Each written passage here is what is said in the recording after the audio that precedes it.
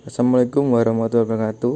Perkenalkan, nama saya Ahmad Nurudin dari kelompok 1. Di sini saya akan menjelaskan tentang materi yang membahas tentang lingkungan internal untuk memenuhi tugas EAS Manajemen Strategik. Untuk pembahasan materi akan dilanjutkan teman saya. Saya Angger Supriyatno akan menjelaskan tentang latar belakang lingkungan internal. Analisis internal atau internal assessment adalah sebuah analis yang bertujuan untuk mengerti dan memahami bagaimana keadaan lingkungan di dalam sebuah organisasi, sehingga pihak manajemen dapat mengambil keputusan secara tepat terhadap suatu perubahan yang terjadi. Selain itu, manajemen akan lebih mudah mengkritisi berbagai isu-isu tentang lingkungan-lingkungan yang memiliki pengaruh cukup kuat terhadap perusahaan. Rumusan masalah. Apa dan bagaimana proses audit internal dalam penerapan manajemen strategik perusahaan? Lalu, bagaimana pandangan berbasis budaya terkait manajemen strategik perusahaan? Serta, bagaimana proses keuangan atau akuntansi dalam manajemen strategik perusahaan? Saya akan menjelaskan slide berikutnya. Tujuan perumusan masalah. Penulis makalah ini bertujuan agar pembaca mengetahui apa saja dan bagaimana ruang lingkup dan proses dari unsur-unsur dalam analisis internal sehingga dapat diterapkan dalam memanage perusahaan dengan efektif dan efisien, khususnya dalam manajemen strategis. Untuk analisis lingkungan eksternal secara garis besar, sebuah perusahaan akan dipengaruhi oleh lingkungan perusahaan di mana lingkungan tersebut dapat dibagi ke dalam dua bagian besar, yaitu lingkungan internal dan lingkungan eksternal. Faktor internal mencakup kekuatan dan kelemahan di dalam internal perusahaan itu sendiri. Penyusunan strategi perusahaan yang tepat harus memperhatikan kekuatan dan kelemahan yang dimilikinya, selain memperhatikan faktor eksternal. Analisis lingkungan internal merupakan analisis yang berguna dalam mengidentifikasi kekuatan dan kelemahan suatu perusahaan atau organisasi atas dasar sumber daya dan kapabilitas yang dimilikinya. Analis lingkungan eksternal memiliki dua variabel, yakni kekuatan dan kelemahan. Selain itu, analis lingkungan eksternal juga mencakup semua unsur bisnis yang ada di dalam perusahaan seperti struktur organisasi perusahaan, budaya perusahaan, dan sumber daya.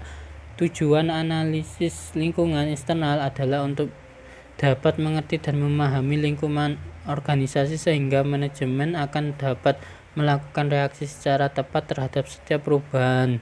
Selain itu, agar manajemen mempunyai kemampuan merespon berbagai isu kritis mengenai lingkungan yang mempunyai pengaruh yang cukup kuat terhadap perusahaan. Lingkungan eksternal adalah lingkungan dalam perusahaan sehingga yang perlu diidentifikasi ialah kekuatan dan kelemahannya. Selanjutnya ada audit internal. Hakikat dari audit internal adalah bagian dari faktor internal. Audit ini memerlukan pengumpulan dan pengelolaan informasi mengenai manajemen, pemasaran, keuangan atau akuntansi, produksi atau operasi, penelitian dan pengembangan, serta sistem informasi manajemen. Tujuan dari audit internal adalah untuk mengembangkan kekuatan yang dapat memanfaatkan perusahaan dan meminimalisasi kelemahan. Selanjutnya ada budaya organisasi. Kita tahu bahwa setiap individu mempunyai sesuatu yang oleh para psikolog disebut dengan kepribadian. Kepribadian seseorang itu terdiri atas serangkaian ciri-ciri yang relatif, tetap, dan mantap. Apabila kita menggambarkan seseorang sebagai orang yang hangat, inovatif, santai, atau konservatif, kita menggabungkan ciri-ciri kepribadian. Sebuah organisasi pun memiliki kepribadian yang kita sebut dengan budaya. Di dalam organisasi ada budaya kuat dan budaya lemah. Meskipun semua organisasi memiliki budaya, tidak semua budaya mempunyai pengaruh yang sama terhadap karyawan-karyawan. Budaya kuat organisasi, di mana nilai-nilai kunci dipegang teguh dan diikuti secara luas, mempunyai pengaruh yang lebih besar terhadap karyawan dibanding budaya-budaya yang lemah. Semakin karyawan menerima nilai-nilai utama organisasi tersebut, dan semakin besar keterlibatan mereka dengan nilai-nilai itu, semakin kuatlah budaya tersebut. Entah budaya sebuah organisasi itu kuat, lemah, atau diantaranya tergantung pada faktor-faktor seperti ukuran organisasi itu, berapa lama organisasi itu telah berdiri, berapa banyak angka pergantian di antara karyawan, dan intensitas asal mula budaya tersebut.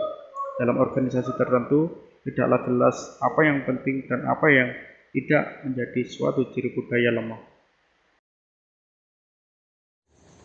Saya Depri Ramadan akan menjelaskan tentang keuangan dan akuntansi.